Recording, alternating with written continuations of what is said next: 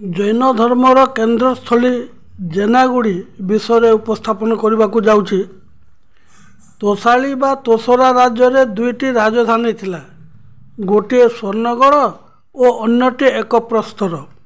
यह यथाक्रमे वर्तमान देवगाँ और तोसरा निकट में अवस्थित। यही दुईटी राजधानी मध्यवर्ती स्थान होउची जरासिंहार जेनागुड़ी, जो स्थान मगधरू फेराई आनिथिबा जिनासन बा जैन विग्रह खारवेलଙ୍କ द्वारा स्थापित होइथिला बोली जଣା पड़े। तेणु पुरातन कालरू जैन धर्मर केन्द्रस्थली होउची जरासिंहार जेनागुड़ी। खारवेलଙ୍କ शिलालेखरे एहार अनेक प्रमाण रहिछि। सेथिमध्यरु एक बलिष्ठ प्रमाण होउछि जे खारवेल कलिंगर प्रथम राजवंशीय केतुभद्रଙ୍କ उपासना निमंते एक विग्रह प्रतिष्ठा करथिले। सही विग्रह पूजा पाई गोटे यात्रार शुभारंभ करथिले। कलिंगर प्राचीन राजा माने तांकर विग्रह पूजा करी आसुथिबारु खारवेल प्राचीन प्रथा प्रति रुचि रखी ताहार उद्धार निमंते जेनागुड़ीठारे एही यात्रा अनुष्ठान करथिले। जैन पीठ बा जेनागुड़ीर पालित उत्सव साधारण उत्सव नथिला। सेतेबेले एहाकू महा उत्सव बा महोत्सव बोली कहूथिले। देशर विभिन्न कोण अनुकोणरू लोक माने आसी एही उत्सव को उपभोग करुथिले। एपरिकी चीन, सिंघल, शाकद्वीप प्रभृति विदेशरू जैन और बौद्ध संप्रदायर साधु साध्वी बा श्रवण भिक्षुक थेरी माने एही पीठरे उपस्थित रहुथिबार जଣା पड़े। ओडिशार इतिहास पृष्ठा 146 रु जଣା पड़े जे सिंघलरू केतेक बौद्ध भिक्षुकुणी और थेरी तीर्थयात्रा निमंते तोशाली को आसीथिले। हेमचंद्रଙ୍କ काव्यानुसार शासन में तोशाली गोटे स्वतंत्र राज्य रूपे वर्णित होइछि। अनेक प्राचीन ग्रंथ और लिपि रे कलिंग ठारू तोशाली गोटे स्वतंत्र राज्य रूपे उल्लेख रही। भरतଙ୍କ नाट्यशास्त्र रे तोशाली और कलिंग को पृथक करी कहा जाइछि जे कोसला तोसला चैव कलिंगाहा जमना खसा परिशिष्ट पर्व 13 पृष्ठारे उल्लेख रही। जैन आचार्य वज्रंकर शिष्य रक्षित स्वामी तोशाली राज्य रे जन्मग्रहण करथिले। तांकर अन्य नाम तोशालीपुत्र थिला।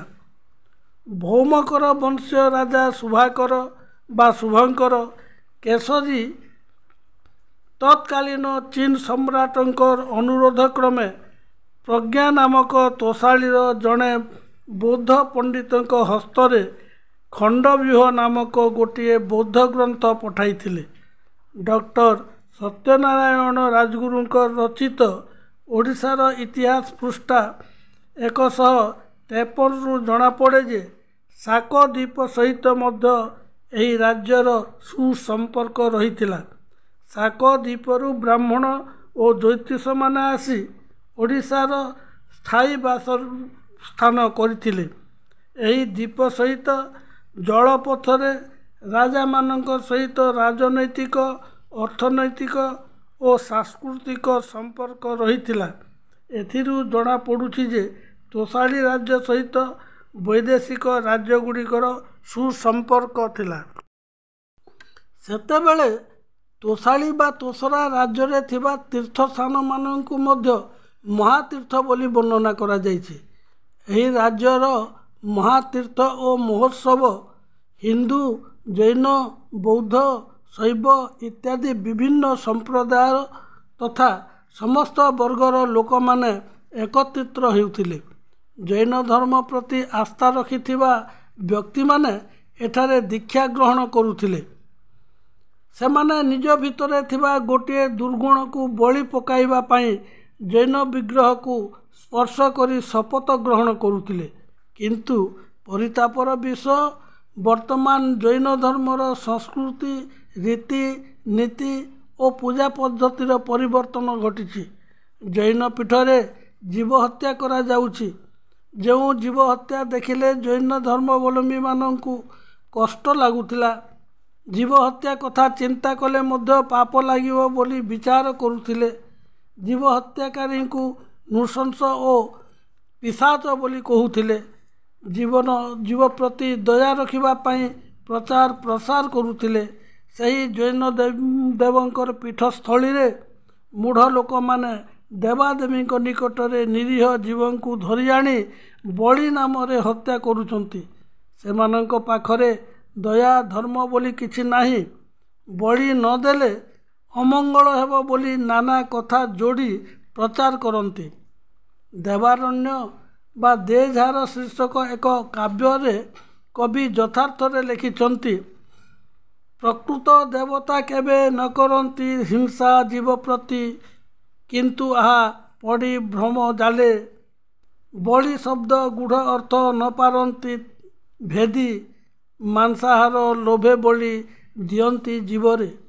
ବଳି ଶବ୍ଦର ପ୍ରକୃତ ଅର୍ଥ ବୁଝି ନ ପାରି ମାଂସ ଖାଇବା ଲାଳସାରେ ଲୋକମାନେ ନିରୀହ ପଶୁଙ୍କୁ ହତ୍ୟା କରିଥାନ୍ତି। ଏହି କାବ୍ୟର ଅନ୍ୟତ୍ର ଉଲ୍ଲେଖ ରହିଛି, ସୁଧୀଜନ ନୀତି ମାତ୍ର ନୁହଁଇ ଏସନ, ଅହିଂସା ପରମୋ ଧର୍ମ ନୀତି ଅନୁସରି, ନ ଦିଅନ୍ତି ଜୀବ ବଳି ଦେଇଥାନ୍ତି ମାତ୍ର କାମ କ୍ରୋଧ ଆଦି ଷଡ଼ରିପୁ ବଳି। ଜ୍ଞାନୀ ଲୋକମାନେ ସାଧୁସନ୍ଥମାନେ ହିଂସା ଆଚରଣ କରନ୍ତି ନାହିଁ। ସେମାନଙ୍କର ମତରେ ବଳିର ଅର୍ଥ ତ୍ୟାଗ କରିବା। ଏହି ଗୂଢ଼ ରହସ୍ୟକୁ ସାଧାରଣ ଲୋକମାନେ ବୁଝିପାରନ୍ତି ନାହିଁ।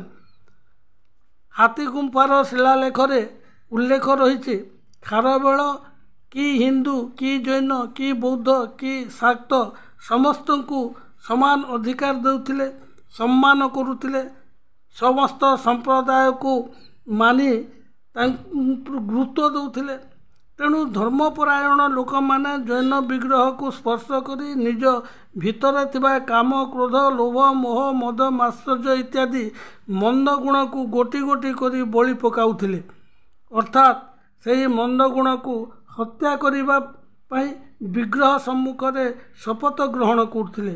ନିଜ ଭିତରେ ଥିବା ଏହି ପାଶବିକ ଗୁଣକୁ ବଳି ଚଢ଼ାଇବା ପାଇଁ ଲୋକମାନେ ଦୂର ଦୂରାନ୍ତରରୁ ଆସୁଥିଲେ।